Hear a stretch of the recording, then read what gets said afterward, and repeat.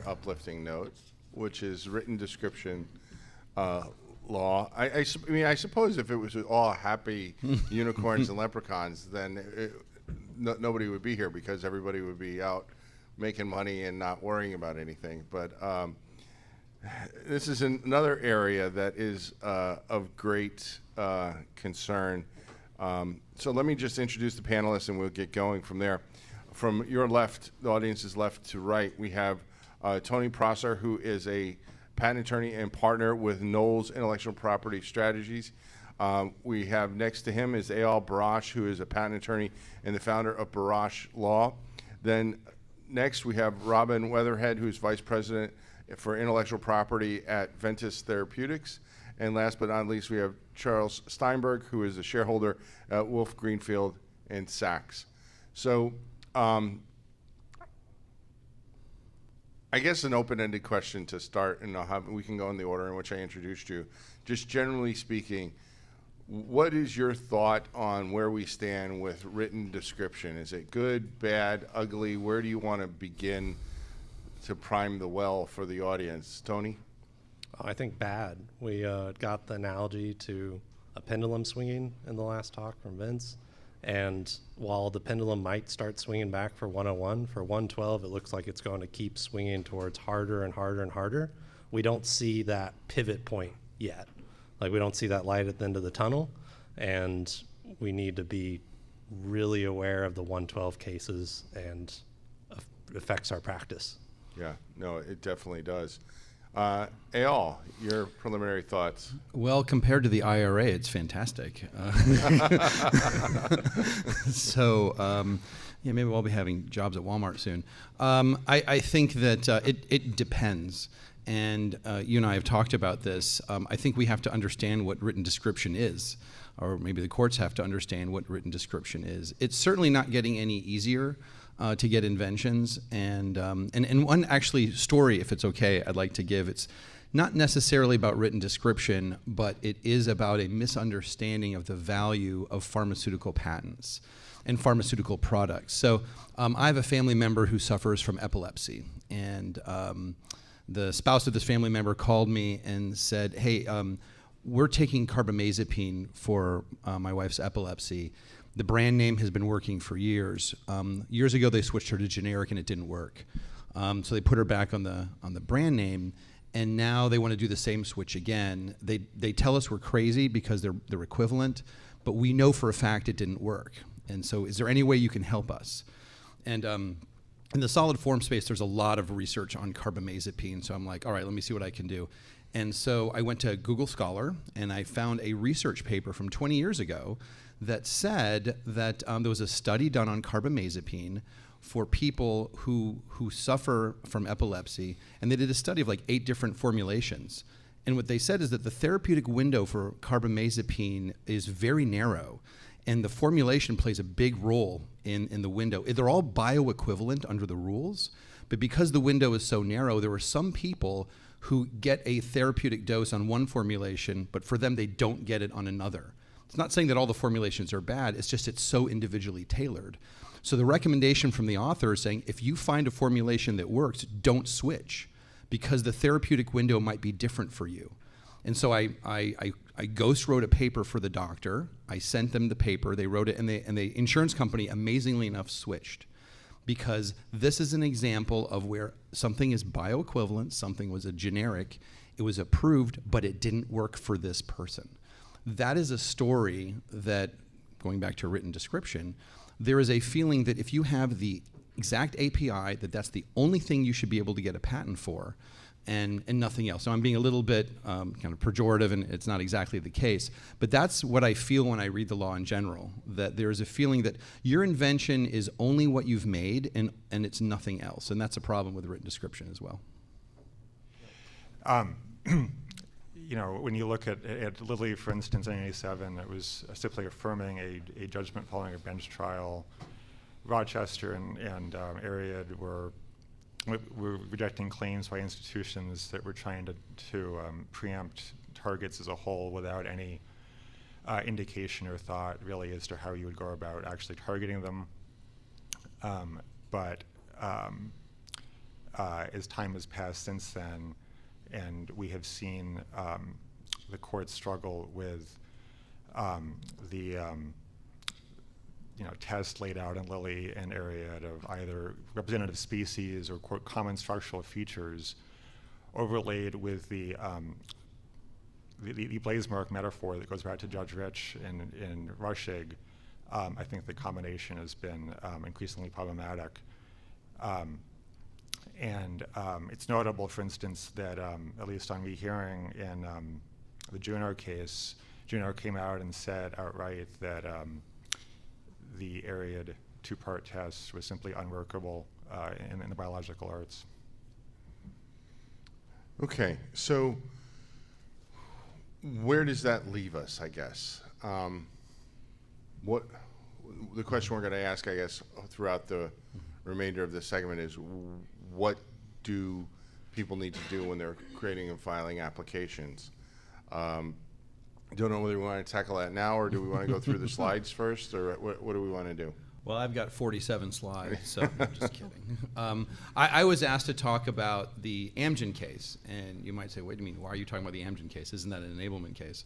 But I've had some conversations with Gene recently, and actually it evolved from a webinar that I did, that might be more appropriate for written description. And because, for those of you who know me, I'm really into crystalline forms and solid forms, polymorphs. I can't think of anything other than that to liken it to. So I did, and I'm maybe, if you want, if no one else wants to start, I'm happy to do that. Sure. If you want to, go ahead. Go for it. So once you hit the button. So those are the claims. I think it's actually important that you look at the patent claims.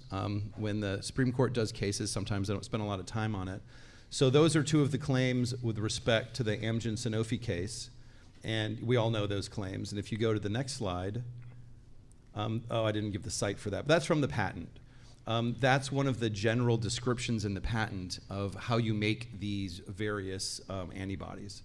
And it's this conservation technique, and there are people in this room who know a heck of a lot more than that, looking at you, Jennifer. And so it was a roadmap, and the Supreme Court said it was a roadmap, and it was an accurate roadmap. And it was talking about well-known techniques to how to go about and prepare all of these different compounds. But the question was, well, is it really fair to say that that you have now enabled this entire scope? But I think if you look at enablement as, have you given a recipe? Have you given instructions in order to practice the scope of the claims? It seems to me that you have, but you just haven't described all the different things, all the different kind of antibodies. But let me give you my analogy for that, and let's go to the next slide. Polymorphs, crystalline forms.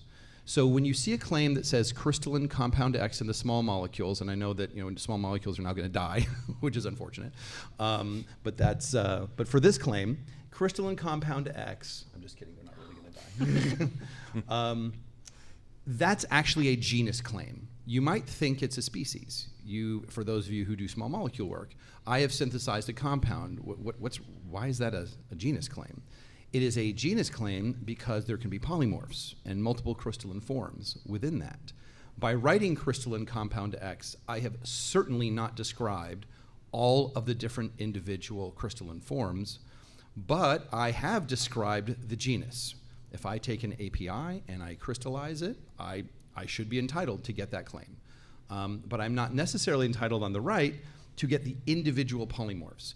I have dominance over those individual polymorphs. I have a claim that any of those polymorphs would be infringed by, but I certainly have not described them, and nor have I enabled them. But let's go on to the next slide. And this is usually viewed as an enablement situation when you have this scenario, not usually a written description. So you can get a roadmap on how to create crystalline forms. There's the Grunenthal case from a few years ago. Tapentadol hydrochloride is a really nice layout the Federal Circuit did on the procedure and processes for making crystalline forms. But if you follow all of those procedures and processes, I would argue, unlike the case with Amgen, you won't necessarily get all those crystalline forms. You don't know in advance how you're going to make them, and the typical roadmaps don't always work. So you don't know what's going on in advance. There is no written description, and there's not necessarily enablement. So if I as I think about this, the relationship though is I do have teachings on how to make. In the crystalline form space, I think you could argue that's not only lack of description, but also lack of enablement. But it seems to me if you're in a space where, let's think about synthetic organic chemistry. I could have a very broad claim, and I could say, like, here's a claim, all organic compounds with a molecular weight under 1,000. I could give a whole set of instructions that'll probably enable much of that scope, but I haven't described any of that scope. So I think there may be a way to think about breadth where you have something very broad, but then you're trying to get species in between. It really is more like rushing, I think, with the blaze marks than it is enablement. Okay, so how about the rest of you? Any thoughts on this, Tony? Yeah, I think we kind of get a roadmap from Juno v. Kite that I think we can actually take and improve our drafting as practitioners and represent our clients better. That was a case where it was an incredibly valuable patent. Juno won at the trial court level. They had an award of over $1 billion up front with a nearly 30% running royalty on Yescarta.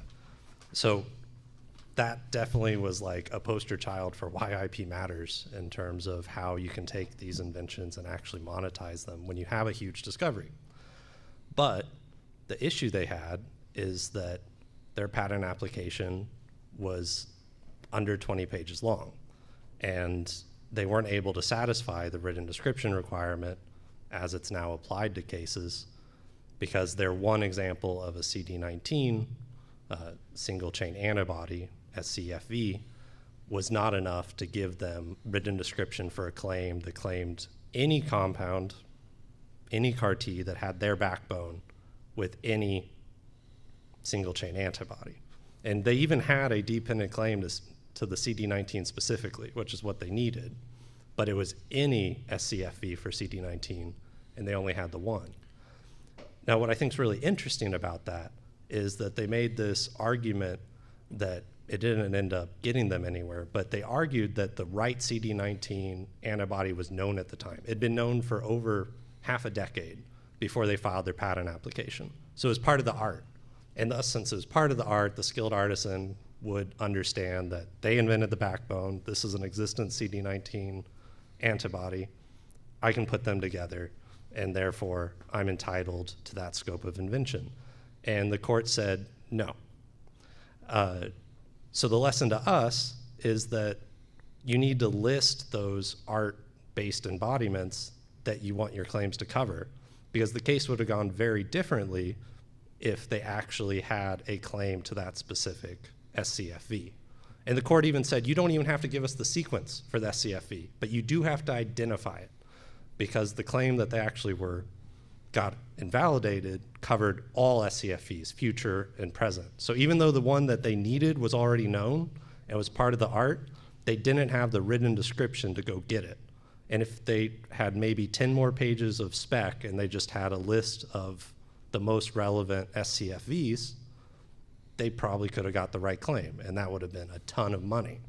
Now, and I'm not bashing the practitioners that drafted the application, right? It's university work, there's a lot of restrictions.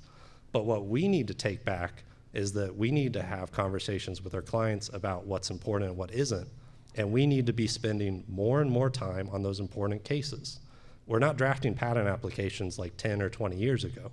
Because written description keeps getting harder and harder, we need more robust specifications that really think about these cases and incorporate them into our practice. Yeah. So now before I say what I think about the Juno case, let me get Robin and Charlie to jump in. Robin, any thoughts on anything that's been said so far? Yeah, I absolutely, what you said about drafting more robust applications, that's absolutely resonates. It seems like through these cases that we're going to be talking about, Juno, Minnesota, and Biogen, they would have all benefited from just some sort of explanation about what was important. Yes, the SCFV was important, but also I didn't see anywhere in there this call out to what the inventor felt was his invention, which was that that complex, right? The complex that was beyond the SCFV, which was in the prior art. So if he had explained it a little bit better, maybe that would have kind of helped this through even more. Charlie? I would agree with that. I would also add that as a litigator, it is both notable and frustrating to me that notwithstanding that in principle written description is a question of fact, as we know, the Federal Circuit has been not shy about overturning jury verdicts. And in the case of Juno, they succeeded at the trial court level, and it was only on appeal that it was pulled back. So my thought about Juno is I can't look at that case and take it seriously. I just can't, because the court said that the standard is you have to disclose that which you know and that which you don't know. Now, when judges say things arbitrary and capriciously like that, I just wonder whether they really are following along. And I don't know that they are. I don't think that they are. How could they be? When I was in law school, in third-year law school taking trial ad, I remember distinctively, and we just had our 50th anniversary for Franklin Pierce, and we had a big reunion, and I was talking to one of my friends up there that I graduated with. I said, do you remember this? And he remembered it vividly. The trial ad professors would say, no judge is ever going to tell you to levitate, because you can't levitate, you know? So, and the point of this lecture is if the judge tells you to do something, you have to do it. Whether it's good, bad, different, you're in front of the judge, you're going to be held in contempt, you do it. And there'll be recourse later. Yeah. But they'll never tell you to levitate because you can't. Now, it is dangerously close to an order to levitate to tell somebody you need to disclose that which you don't know in your specification. Now, I think I know what they meant. But the problem I have is it's not our job to be Karnak, or to be, read the tea leaves on that level. I think what they were saying, Tony, was, and I'll let Tony, you and Charlie talk about this too, because Charlie, I see you want to say something. I think what they were trying to say is your claims were so broad, it captured a whole lot of things that you don't have disclosure for. So if you want to capture things that are that broad, you have to disclose both the known and the unknown, which is a dumb way to say it. I mean, it's the way to say it is you're claiming more than the spec supports. It's not to say you have to, because the problem I have is these cases are then going to get applied in the district court. They're going to get applied at the PTAB. The examiners are going to apply them, and not everybody up and down the chain is going to give a critical thought. They're going to, and we see examiners just regurgitate some of these things. Well, you haven't disclosed what you don't know, so I can't give you a patent. Charlie? Yeah, I was going to say I largely agree with that. And if you go back to, I think it's Judge Rich's decision in V. Smith, which is really a seminal species genus case, where they were, the disclosure was like in inert gas, and that supported a claim to a much broader inert fluid, including liquids. Judge Rich noted that it's not hard in almost any context to come up with embodiments or species that were not envisioned and that in all likelihood wouldn't work, but that doesn't mean that the genus claim itself should be found not supported. Well, and that's the other thing that it seems like with 112, we're getting away from the fact, because I've taught a patent bar review course for over a generation now. It's hard to believe. But in that course, we tell them the fact that one out of many are not enabled does not mean that the claim is invalid. And there's plenty of cases that have not been overruled that stand for that proposition.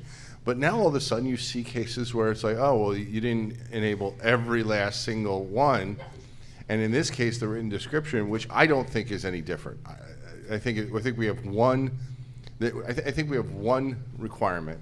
It's much like in 101, where the Supreme Court has never defined the difference between natural law and natural phenomenon, and they just kind of treat them the same. I think that they're treating enablement and written description the same, and they'll call enablement over here and they'll call it written description over there, and it seems like whichever one they pick is the wrong one. It should have been the other one, and it's frustrating. Tony? Yeah, I don't really have anything to add about the danger of the language going too far. I think that's a common situation we see in patent law, that it goes beyond just the facts of the case and there's dicta that gets picked up by the district court, and that's an issue. But it makes it all the more important that we draft the robust application, and we spend more time on an application drafting exercise today than we did maybe a year ago or 5 years ago or certainly 10 years ago. So we just have to get that description there so that the court doesn't have the opportunity to go keep pushing the law further and further. So I think in a lot of areas, this was one of those areas that if you're a practitioner and you're not paying attention with very critical thought to what's going on, you're doing a disservice to your clients. Because I don't think we can anymore, for a variety of reasons that we talked about already here today and we talked about yesterday, we can't anymore take what the courts are saying at face value. And by that I mean, there's got to be more. I mean, these are intelligent people. They can't possibly have expected you to disclose things you don't know. So there has to be more. There has to be something behind that they're trying to tell us, and they have inartfully worded it. So it seems to me that it's critical, absolutely essential for us to be thinking about, well, what do we have to do? What standard do we have to hit? Not only for today, because the one thing that we do know is patents are not really property. And I say that not to get a laugh or anything, it's just true. Because if it was really property, when they changed the laws, they would only change prospectively, not retroactively. And in our field, they changed it. Oh, you just didn't know. The law's always been that. We're just getting around to telling you that. We hadn't had a chance in 30 years to change it. It hasn't been that way for 25 of those 30 years. We're just telling you today, sorry you lose your patent, even though you follow all the rules at the time you filed it. And that's just idiotic. But it is the world we live in. So I think you have to not only say, what are they trying to tell us today that's going to influence their next decision, but what are they going to be, where are they going to be in 10 years from now? Because that's when patents get litigated. We had an event with Judge Albright down in Texas a year ago, and he confirmed that the patent, which is probably true across the board, what we all know is about 10 years after the patent is issued, that's usually when you see litigation. So what are you all doing?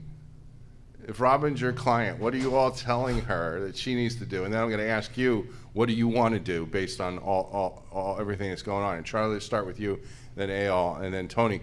What should people be doing now in order to hit the written description of the moment and the likely written description 10 years from now? Sure. Unfortunately, given where we're being pushed, I think it's a matter of quality over quantity, investing in really fulsome disclosures, even if based on the law that we grew up with, it would seem unnecessary. Keeping cases open, pursuing a wide variety of claim sets. I know in the wake of these latest Fender decisions, there's been a lot of discussion, for instance, about means post function claiming again, or even Jepson claiming in some instances. There's, if we get to the Minnesota case, we had, which I was involved in litigating, we had taken a shot there at litigating a purely structural claim on the theory that the vast majority of the decisions we've been talking about and this war against genus claims, so to speak, really was a war against functionally based genus claims. So the hope was that a purely structural claim would have better results. But unfortunately for our client, University of Minnesota, it fell prey to a blaze mark analysis and this question about selective disclosures of a subgenus. So I want to come back to the blaze mark thing because let's put a pin in it, because written description always used to be about what one of skill in the art understood. Enablement too. And it seems like we've somehow gotten away from that, but we'll come back to that. Eyal, what should we be doing to hit this requirement, whatever it is? Well, I'm going to define the problem or the challenge this way. One can draft, as they did in Amgen or in these situations, you can draft what I'll call it a broad genus claim. And the question then becomes, okay, so how do I get subgenuses other than putting thousands of species in? And so I have given this some thought with clients outside of the, believe it or not, even outside the solid form space. And some of this is to marry the structural data with your biological data, because we do live in a blaze mark world. And so if you're going to say, well, for example, this class within my subgenus is quote unquote a blaze mark, then try to get biological data, whether it's binding data or efficacy data or just something, with different classes of subgenuses. And now, sometimes the scientists don't want to do that. Sometimes they're going down a road and they don't want to do additional experiments. But I've had this conversation. I said, okay, instead of trying to cure mice of cancer with one compound, can we get at least binding data with 10?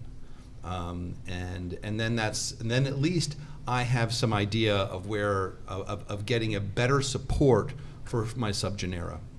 Another potential idea is, and it may fly in the face of Amgen, but they provided this roadmap for the entire scope of the claim.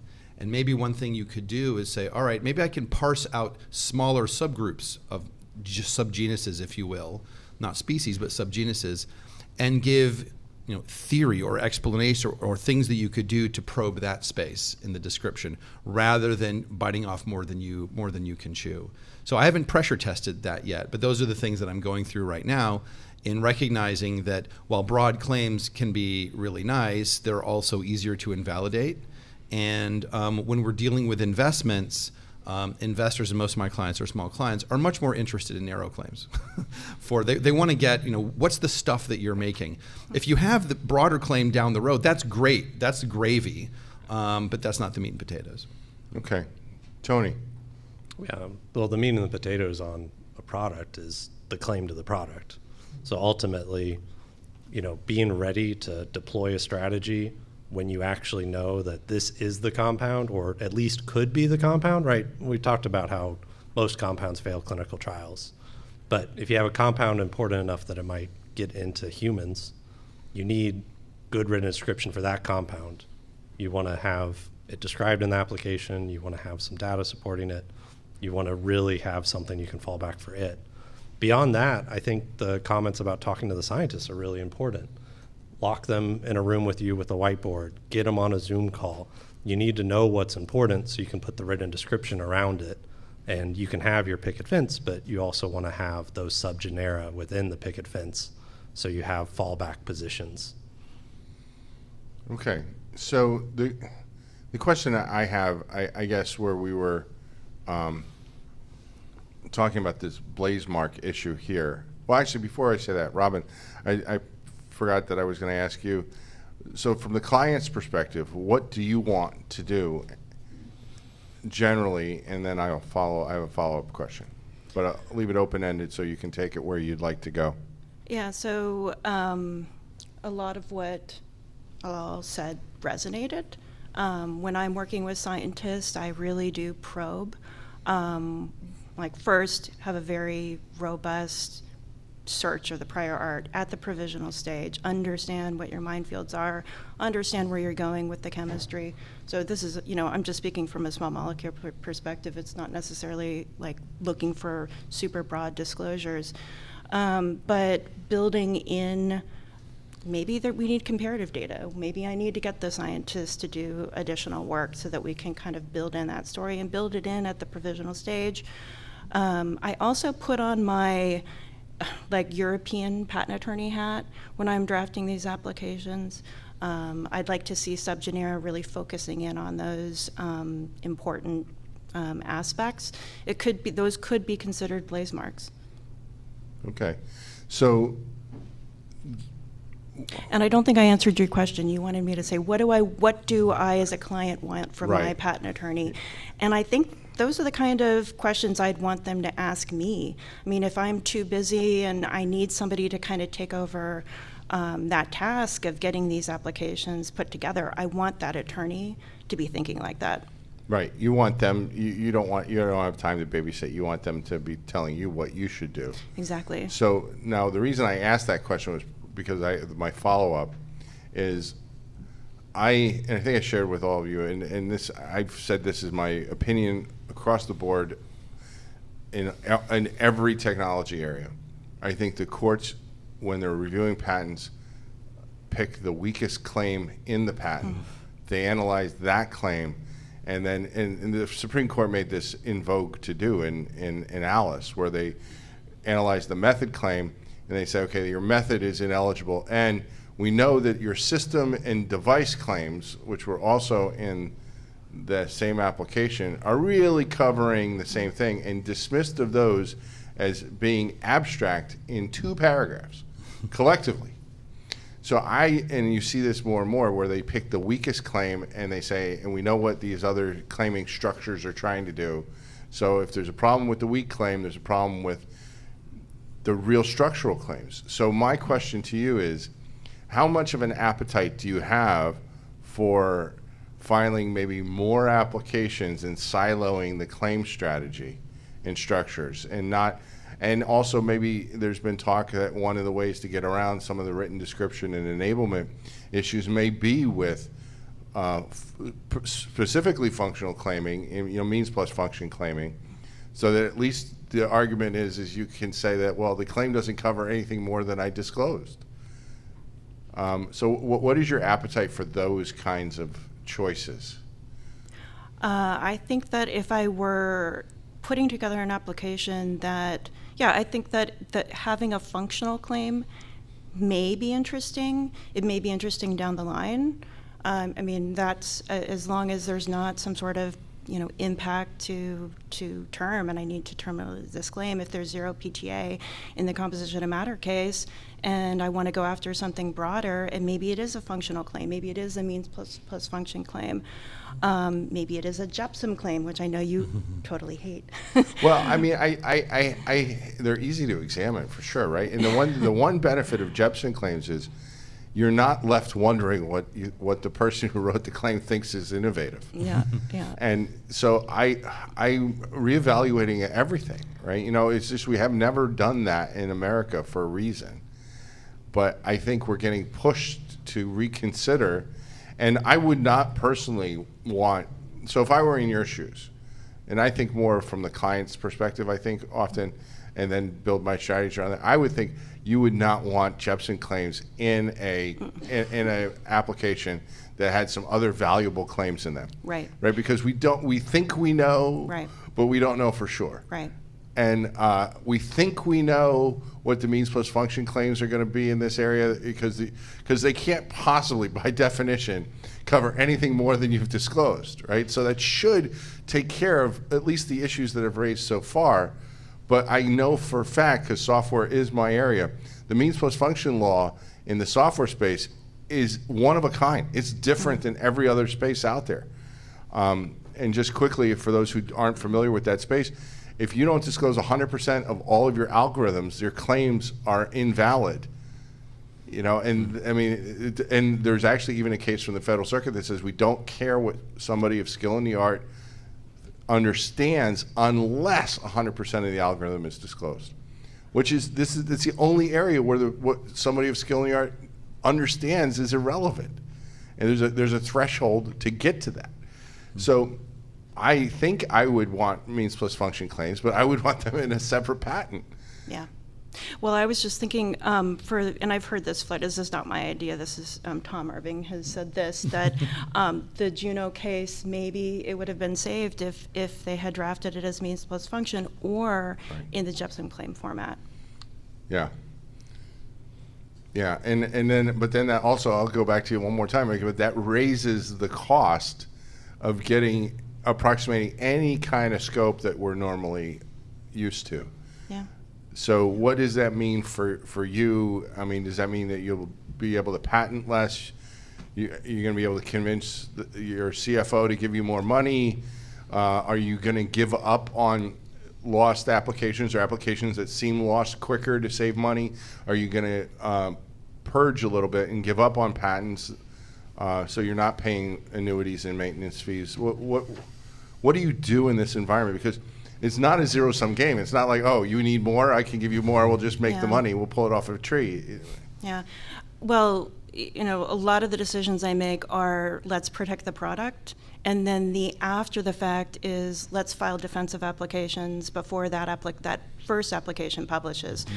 So it's not like an endless patent filing after patent filing after patent filing, we have a limited window to Right. take advantage of, and so that's how the cost is kept to a reasonable amount. Okay. All right. Anybody have any other thoughts on this thread before we go to Minnesota? Charlie, you want to take us to Minnesota? Sure. And Charlie was involved in litigating in that case. So there'll be certain things, if you have questions, please feel free to ask. But there'll be certain things, obviously, that we can't expect Charlie would say. So we're going to let him have first word on Minnesota so he can set the table and say those things that are non-confidential and in the public record, and that he can give us far more insight than anybody else was, because you were there. Thanks. So the subject matter in Minnesota is nucleoside phosphoramidates, a particular prodrug strategy for delivering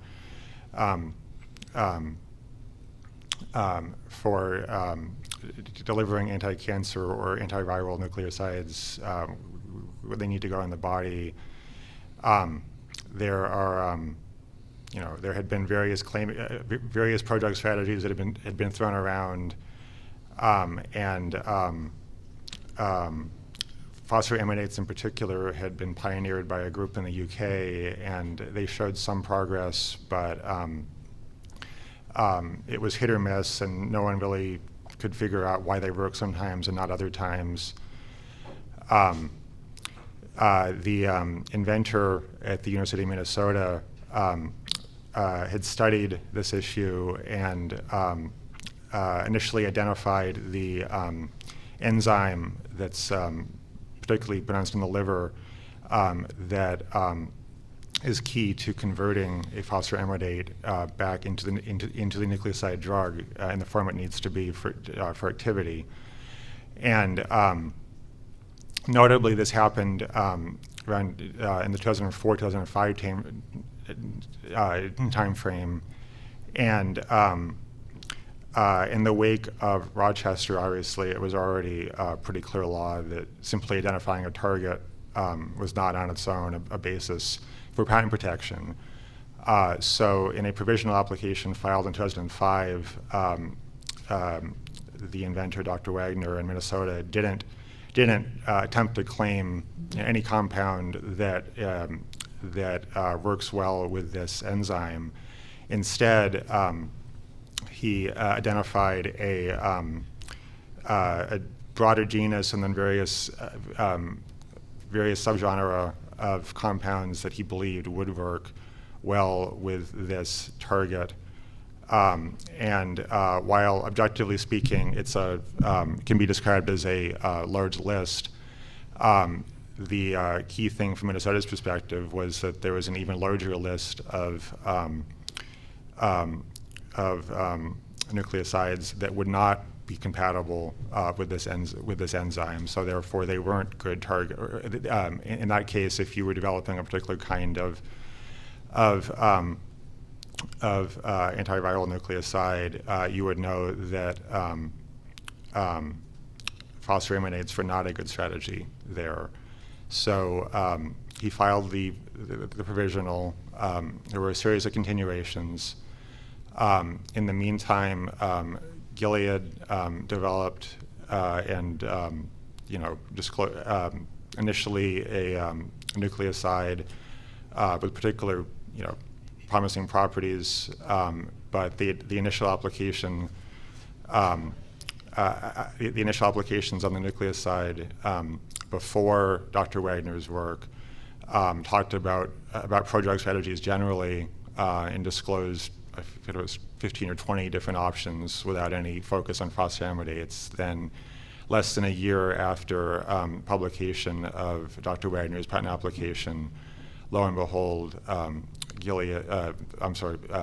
Pharmasset at the time was focusing on phosphoramidates, which indeed became the prodrug strategy for what became sofosbuvir, which by all indications is a life-changing, life-saving drug.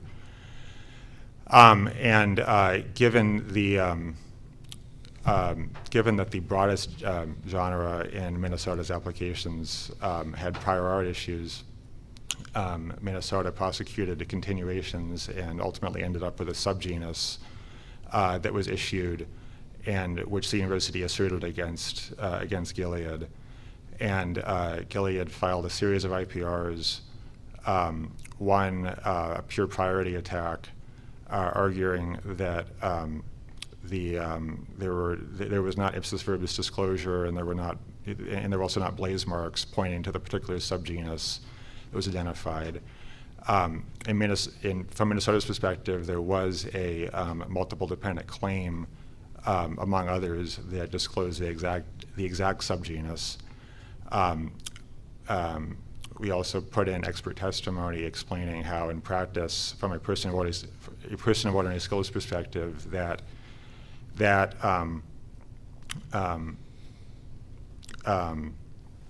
disclosure of these multiple dependent claims in the provisional, which, per Federal Circuit precedent are treated as a plurality of single dependent claims, was no different in substance from a application that Gilead had filed on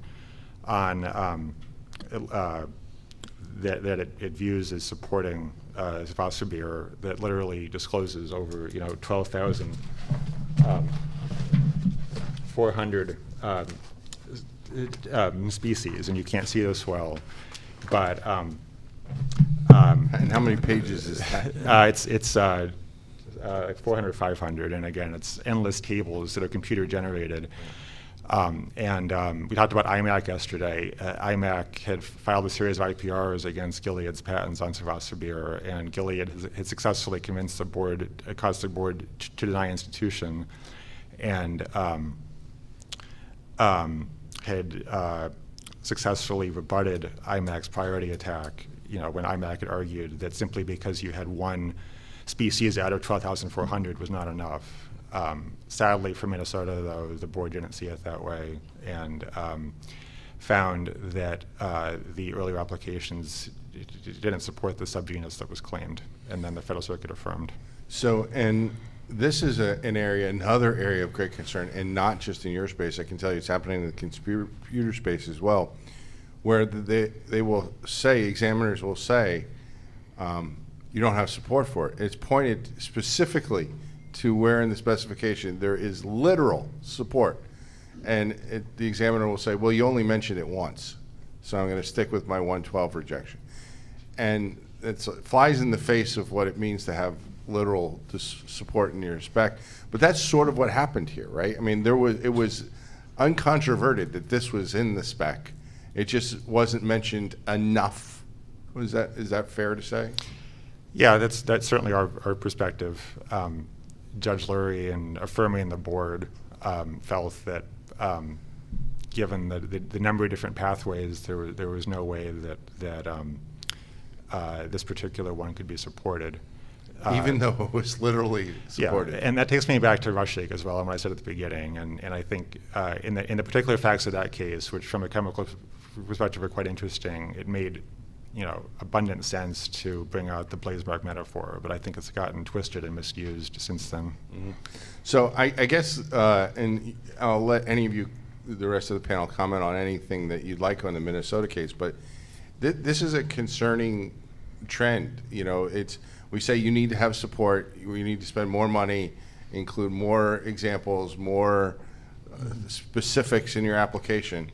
But then when you do, if you only do once and it's only there once, it may not be enough. And it's like, what are they really trying to tell us here with all of this? Eyal, I see you kind of I'm just thinking. Perplexed.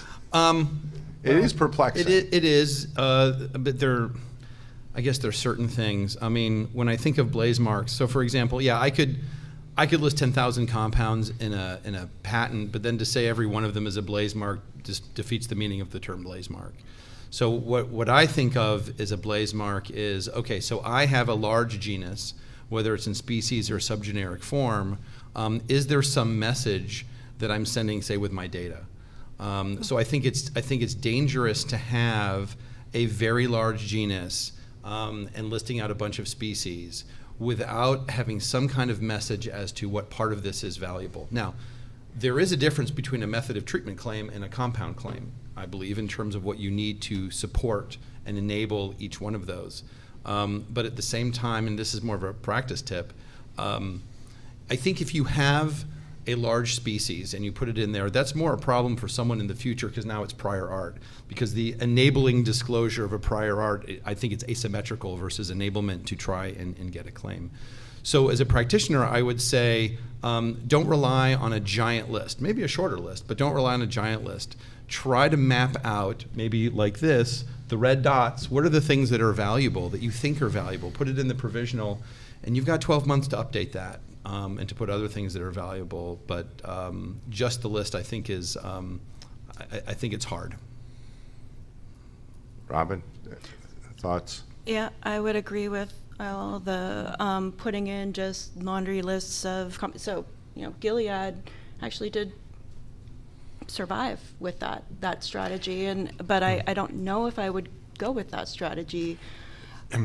I think I would err on the side of, at least in the Minnesota case, so if I'm looking at the Minnesota case, what was lacking there was this more fulsome discussion about the polar groups at the 2' position, and kind of the mismatch of, there was this kind of narrowing down to this insight. There was one statement in the application that said that the 2' position needed to have an electropositive group and or a phosphoramidate group. And really what they should have done in that insightful comment was not just limit it to electropositive group, because before, in that kind of a previous statement, they had said the 2' position could be a polar group, it could be an ionic group, it could be an electropositive group. Go into more detail about that, because fluorine is a polar group. It was an electropositive group, and I think that that's kind of where things went awry in Minnesota. That statement didn't help. Certainly. Yeah. Yeah. Yeah. Okay. Tony, your thoughts? Yeah, and more time with the scientists might have caught that statement. Yeah. Or thing. But obviously, we all have limitations, right? You can only Yeah. you can't draft forever, and Yeah. but 112 is hard, getting harder and harder. So what do you tell people they should be doing? That we need to identify what's important, and that needs to be the focus. Like in terms of where you're spending your patent budget, should be on the most important applications. And if you don't have the money to move forward with as many applications, because you need to spend more time on the few that you want to move forward with, you need to look at your whole tree, your whole strategy, and think of where you can find the money. Because like you said, it's a zero-sum game, but you keep seeing these cases where if there was just a few things a little different, it could have been $1 billion decision. Right. And you know, hindsight's always going to be 20/20, but all we can do is learn from these cases and try to get ahead of it. So how critical, and this may be a stupid question, but I'm gonna throw it underhand at you. How critical is more access to the inventors in getting cooperation from the scientists? Oh, critical. I think we all Can't probably agree with that. You cannot underestimate that, right? cannot. So if there's a message that any startups, university startups, or small businesses that think that they're overwhelmed and it's not their scientists' job to be cooperating with you guys, you need to readjust. It is precisely your scientist's job to be working with your patent attorneys, because as it turns out, you have nothing of value except for the file folder that holds the patents that you own in them. Now, those patents may or may not ultimately wind up being valuable. What we can, I think, say with great certainty in the world we live in today, if you shield your scientists from your patent attorneys, those are going to be worthless. You might as well just go to Vegas, put it all down on black, let the wheel spin. You've got, what, about a 42% chance of walking away with the win. And I would also say that it's, I mean, you also have to be granular with that, in that, sometimes, as scientists complain, I've heard this before, they just gave me an application to review and I got to turn it in tomorrow, and that's not access. Because, everyone's time is valuable, and it really needs to be a two-way street, because the scientists will put, You know, I've had situations where they spent an awful lot of time on a figure, and I've got this, you know, a structure like ChemDraw wasn't working, and it's a provisional, and they, you know, they're trying to get the label right. It's like, you know what, just write it by hand for right now. It's okay. Just put that number in. We need to go back and forth on really important things. And to build a level of trust with the scientists is important, and explain to them, because some things they'll take for granted that that they're doing, you know, just makes sense, and then you've got to explain, well, this avenue you're going down, don't go down this avenue right now, and here's why. And I mean, there are legions of examples like this, but it's also about building trust, because if the scientists trust you, and it's going to be so much easier to have a dialogue. And I guess my other thought on that is not all patents are created equal for a client. You can't go, you know, what was it? This is Spinal Tap. You know, turn it up to 11. I mean, you can't turn it up to 11 on every patent application. Right. Every patent should have like in small molecules, you'll have your, you know, original composition of matter. Turn it up to 11, but you may have some follow-on method of treatment case where it is going to be really narrow.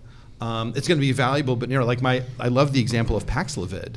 You know, so you have, and I'm going to mispronounce it, niraparib, which was the new API for Pfizer, but the companion is ritonavir, which is generic. I mean, that's a fantastic, you know, combination. So there's a lot that went in, I'm sure, to the genus composition, but you don't need a ton of information on ritonavir, and so it's important to recognize everyone's time. Okay, so I'm going to give you guys the 5-minute warning here, just to let you know we're going to need to start to wrap things up. So maybe we just start to wrap things up right now, because I want to give each of you an opportunity to, however you want to phrase it. You know, often I like to ask it, if there's one thing people remember, what should that one thing be, or what critical piece of advice do you want to give the industry, or what is your final thought, however you want to phrase it. And we can go across the way that I introduced you. Tony, I'll give you the opportunity to be first here. You're first with final thoughts. What final thought in about a minute or so do you want to share with the audience? Yeah, my final thought is my first thought. We have to read the 112 cases, and we need to communicate to the clients that they need to help us identify what's most important, and we need to spend more time on those cases than we used to. Great, thanks. Al? We want smart data. That's it? That's it. You didn't even let me get time to take a picture of you. That's why I did it. I know you did. And I have to turn my microphone back on to chastise you so everybody can hear me. Damn it. Hey, Al. Okay. So I turned my microphone off so that it doesn't pick up the clicking. All right. Do you have anything else? Yes, okay, I'll say something else. Collaborative projects with scientists and patent attorneys is really the only way to get a good written description. Great, thanks. Robin? Know the purpose of your application, and invest the time when it comes to, if you want to have a strong application, invest the time and money in it at the beginning. Great, thank you. Charlie? I'm going to quote an expert I worked with recently, notably on a case other than Minnesota. Quote, if you have data, go to the patent office. If you have a belief, go to church. Oh, I like that. Go to church. We should all pray more, I think, in this field. All right, so does anybody have any questions or thoughts from the audience? Has anybody got their hand up behind me? No? We got one. Oh, good. Yeah, sure.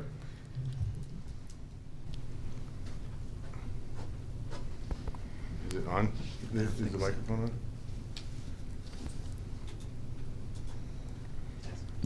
Now? Yep. Okay. I have a question for any of the panelists about like method claims. And so I'll just give a hypothetical. Somebody just shout out like a horrible disease. First one, just someone yell out. Multiple myeloma. Okay. Let's just say I figure out by happenstance that if I take a pencil and ram it through your eyeball, it will cure multiple myeloma. Who knew? Like, what an amazing, crazy discovery. Then I try it with a pen, and it also works. Then I try it with a knitting needle, and it also works. So I now have this method, this discovery. I can treat multiple myeloma by ramming a sharp object into somebody's eye. I want to claim that as a method. But do I need to list every sharp object I can think of and put it in my patent application? If there are 100 more different types of sharp objects invented in the future, is my method claim not valid because the universe expanded and I didn't describe those? What are your thoughts? How do you deal with that situation? I mean, in the hypothetical where there's truly no prior understanding whatsoever of the efficacy of pointing a sharp object through the eye, I wouldn't be particularly optimistic, as opposed to cases that where there's an understanding in the art. And again, not to bring up Judge Rich again, in V. Smith, disclosing a lead weight is going to support a claim to a generic weight. Yeah, I mean, in this case, it's clear the invention is a sharp object that can pierce the eye. Well, the invention is the method of using the sharp object. And I sort of view that as analogous to, like, Juno, where the invention wasn't the SCFB, it was the backbone to the CAR-T. And yet, when the universe of SCFBs expands, their claim isn't valid because they just picked something that wasn't described at the time. Yeah. Okay, well, now we have something to talk about during the break. Yeah. So thank you, panel. We really appreciate you being here.